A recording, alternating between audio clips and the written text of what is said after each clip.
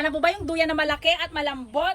Ito nang hinahanap mo. Duyan na malaki at malambot, ito na talaga yon. Ang maganda dito, naka-attach na yung kanyang bag. Nagulat ako kasi ang laki pala talaga nito, tapos ang lambot ng kanyang tela, guys. Ayan o, napakahaba. Isang di pa yung haba nito. Yung tela niya, ang lambot sa balat, napaka-presko.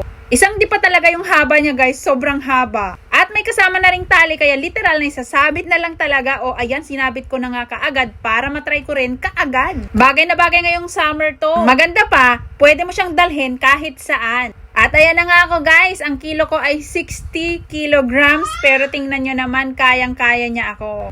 Hay, napaka-relaxing talaga pag may duya. Sobrang presko at nakaka-relax talaga ng mood. Tingnan mo, sinabit ko lang dito sa may garahe namin. 1 minute lang na i-set up ko kaagad. Kaya kung mahilig kayo mag-camping, mag-travel kung saan-saan, at gusto nyo dala nyo palagi ang iyong tulugan, eto na yung duyan na napaka-portable, sobrang presko, ang ganda ng tela. Hindi na ito kagaya pa ng mga dating duyan na kapag nagduyan ka, babakat talaga sa balat mo yung mga string ng duyan.